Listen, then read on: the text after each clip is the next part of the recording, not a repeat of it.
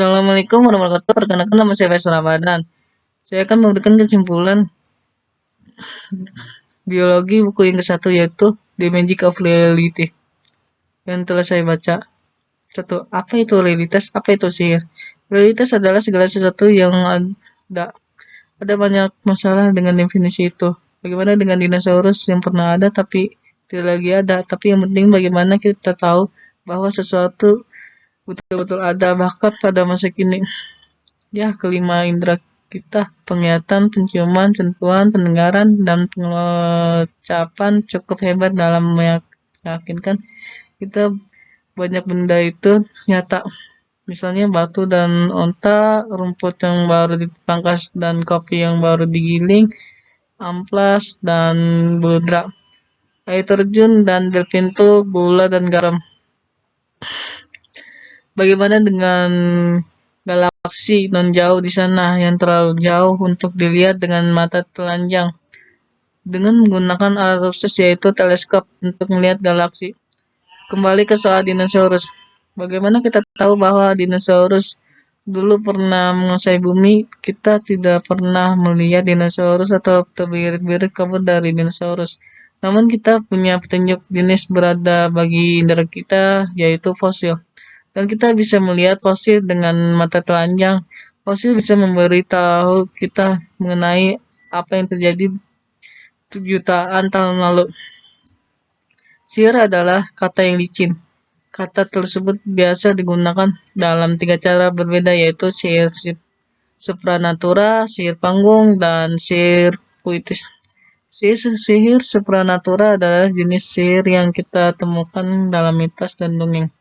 Contohnya sihir lampu Aladin, mantra penyihir, Grimm bersaudara, Hans Christian Andersen, dan J.K. Rowling. Sihir panggung adalah betul-betul terjadi dan bisa jadi sangat menyenangkan. Makna sihir ketiga adalah sihir puitis. Kita tergugah sampai menangis oleh karya musik yang indah dan kita sebut peruncukan itu sebagai bagaikan sihir.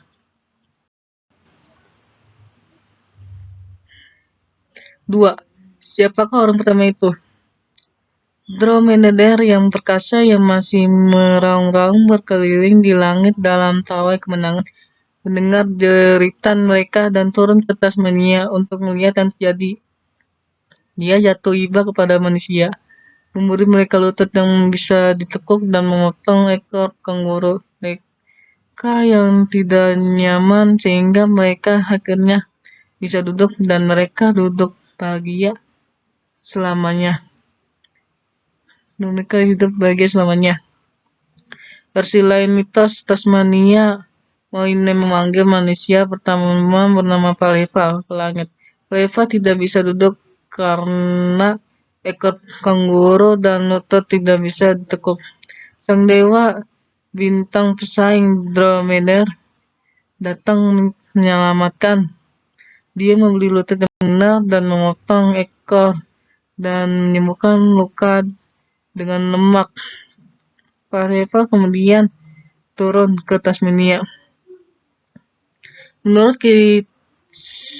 kitab suci Ibrani, itu membuat manusia pertama dari tanah dan memanggil Adam. Adam ditempatkan dalam taman indah disebut Eden. Disadari Adam kesepian bila kesendirian, maka Adam ditidurkan. Si perempuan menunjukkan Hawa dan diserahkan kepada Adam sebagai istrinya. Ada ular keji di dalam taman itu mendekati Hawa dan memujuk untuk memberikan kepada Adam buah terlarang dari pohon pengetahuan kebajikan dan kebatilan. Adam dan Hawa melahap buah tersebut dan dengan segera memperoleh pengetahuan bahwa mereka telanjang. Mereka diusir dari taman tersebut dan dikutuk sehingga mereka dan semua keturunan mereka menjalani kehidupan yang keras dan menyakitkan. Menurut DNA, kita semua bersaudara. Walaupun kita mungkin berkekurangan, fosil untuk memberitahu kita dengan persis seperti apa wujud nenek moyang kita yang sangat purba. Tak ada keraguan bahwa semua makhluk hidup merupakan saudara kita dan semuanya saling berkerabat. Sekarang bukti paling kuat adalah berasa pembandingan DNA. DNA adalah informasi genetis yang dibawa semua makhluk hidup. Dalam setiap sel mereka, kromosom-kromosom ini sangat mirip dengan jenis pita data yang Anda masukkan ke dalam komputer modul kuno, sebab informasi yang dibawa kromosom bersifat digital dan tertera dengan urutan tertentu. Mengapa ada banyak sekali jenis hewan? Ada banyak mitos yang mencoba menjelaskan mengapa jenis-jenis hewan tertentu berwujud sedemikian. Mitos-mitos yang menjelaskan hal-hal seperti mengapa kelinci punya ekor putih. Saya tidak bisa menemukan yang mirip dengan mitos Yahudi mengenai Menara Babel yang menjelaskan mengapa ada banyak sekali bahasa pada suatu masa. Menurut mitos itu, semua manusia di dunia berbicara dengan bahasa yang sama. Menurut mitos itu sedemikian, alasannya ada begitu banyak bahasa. Dan mengapa ketika orang mencoba berbicara dengan orang lain dari suku atau negara lain, omongan mereka seringkali terdengar seperti racauan tanpa arti. Dalam mitos penciptaan mereka, sang perempuan laba-laba bekerja sama dengan Tawa, sang dewa matahari, dan mereka memunculkan bumi dan kehidupan. Perempuan laba-laba mengambil benang-benang pikiran Tawa dan menjalin menjadi bentuk padat sehingga terciptalah ikan, burung, dan semua hewan lain. 4. Segala sesuatu itu terbuat dari apa? Namun seorang Yunani kuna Demokritus lebih mendekati kebenaran sedikit. Demokritus berpikir bahwa bila kita memotong sedemikian kecil sampai tidak bisa dipotong lagi, kita kini tahu ada sekitar 100 jenis atom yang berbeda dan hanya 90 dapat ditemukan di alam. Yang lainnya adalah hasil para ilmuwan di laboratorium, namun hanya jumlah kecil. Demikian pula gas-gas seperti oksigen, hidrogen, nitrogen, dan neon. Kebanyakan zat yang kita lihat di sekeliling kita bukanlah unsur, melainkan senyawa. Senyawa adalah apa yang kita dapat bila kita menggabungkan dua atau lebih atom berbeda dengan cara tertentu. Air disebut sebagai H.O. Itu rumus kimia air. Artinya, air merupakan senyawa yang terbuat dari satu atom oksigen yang bergabung dengan dua atom hidrogen. 5. Mengapa ada malam dan siang, musim dingin dan musim panas? Malam digantikan oleh siang dan siang digantikan oleh malam. Selagi bagian dunia yang kebetulan sedang kita pijak berputar menghadap matahari atau berputar menjauhnya. Bagi yang jauh dari khatulistiwa adalah perubahan musiman dari malam yang pendek dan siang yang panjang dan siang yang pendek dan dingin. Banyak mamalia yang menumbuhkan lapisan rambut tebal dan panjang untuk musim dingin, kemudian rontok pada musim semi. Banyak burung dan juga mamalia bermigrasi terkadang menempuh jarak yang sangat jauh, menghabiskan musim dingin dekat khatulistiwa, kemudian bermigrasi kembali ke daerah lintang tinggi untuk musim panas. Hari yang panjang dan malam pendek menyediakan makanan yang berlimpah. Menurut satu jajak pendapat, ada 19% orang Britania yang berpikir bumi mengelilingi matahari dalam waktu 1 bulan, dan persentase yang sama juga didapati di negara-negara Eropa lain. 6. Apa itu matahari? Matahari adalah suatu bintang.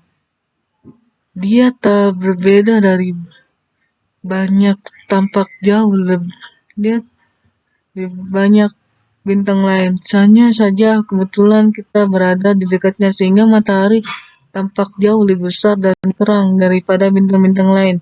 Matahari tak seperti bintang lain, terasa panas merusak mata kita bila kita pandang langsung terus-menerus dan membakar kulit kita sampai merah-merah.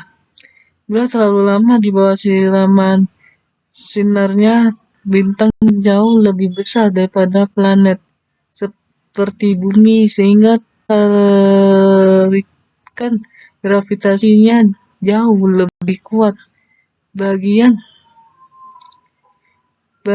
tengah bintang besar mengalami tekanan yang sangat besar karena gaya gravitasi raksasa menarik semua zat dalam bintang ke arah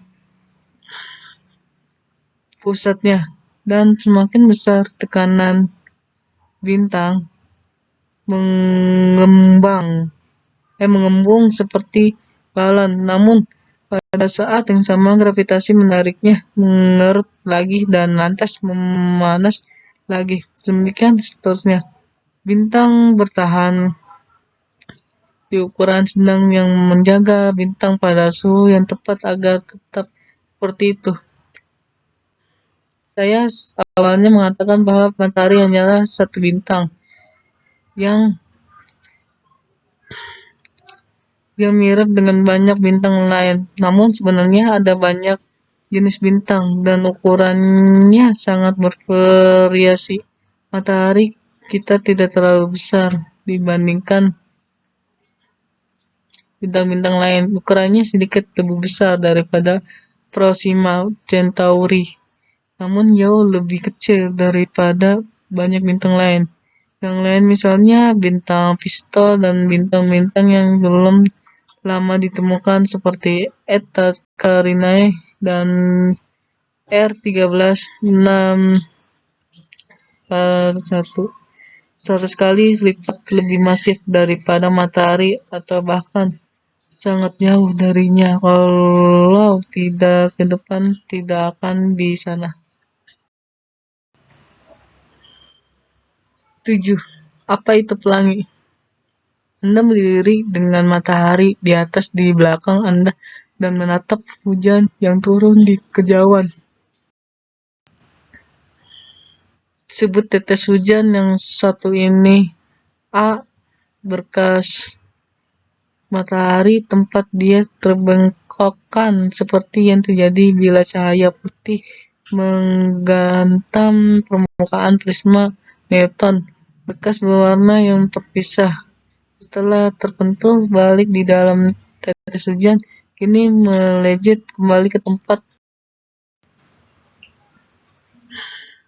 di mana Anda kira-kira berdiri. Orang yang lebih pendek daripada Anda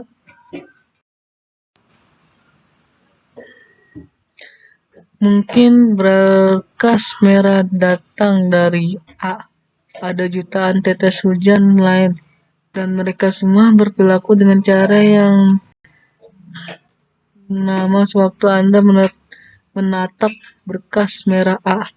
Namun berkas biru berada di posisi yang tepat sehingga menghantam mata Anda, dan ada tetes-tetes hujan lain yang lebih rendah daripada B, yang berkas merah dan birunya tidak mengenai mata Anda, namun yang berkas-berkas kuning atau hijaunya menghantam mata Anda.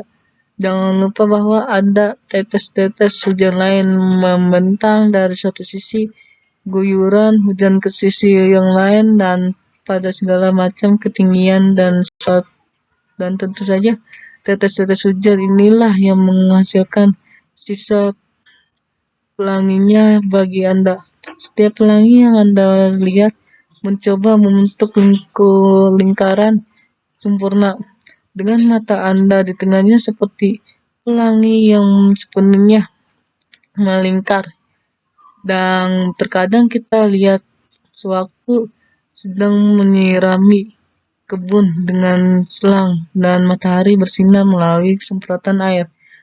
Namun pada sepersekian detik berikutnya, semua tetes pelangi telah jatuh ke posisi yang lebih rendah. A kini telah jatuh ke posisi yang tadinya ditempati B, sehingga kini Anda melihat berkas biru A, bukan berkas hijaunya, dan kini Anda tidak bisa melihat tadinya ditempati A, dan kini Anda melihat berkas merahnya. Itulah mengapa pelangi terlihat diam sejauh walaupun tetes-tetes hujan yang menghasilkannya terus jatuh melaluinya. 8. Kapan dan bagaimana segalanya bermula? Bahwa ilmuwan bekerja dengan menyusun model tentang seperti apa sebenarnya dunia nyata. Mereka kemudian menguji masing-masing model dengan menggunakan untuk membuat prediksi mengenai hal-hal yang semestinya kita lihat. Atas hasil-hasil pengukuran yang semestinya bisa kita peroleh, bisa model itu benar. Pada pertengahan abad ke-20 ada dua model yang bersaling mengenai bagaimana alam semesta muncul, disebut model keadaan lunak dan model ledakan besar.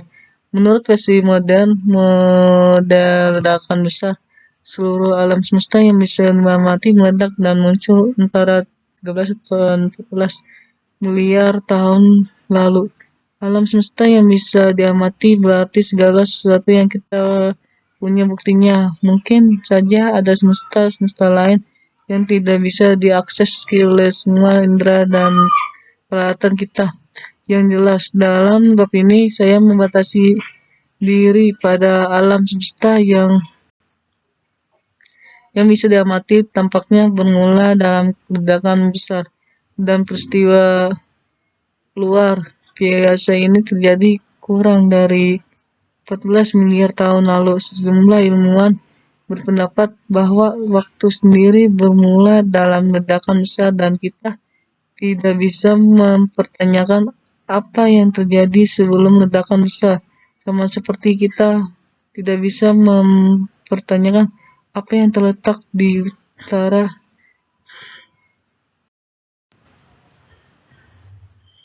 kutub utara. Bukti bahwa ledakan besar terjadi dan kapan. Sekian dari saya. Wassalamualaikum warahmatullahi wabarakatuh.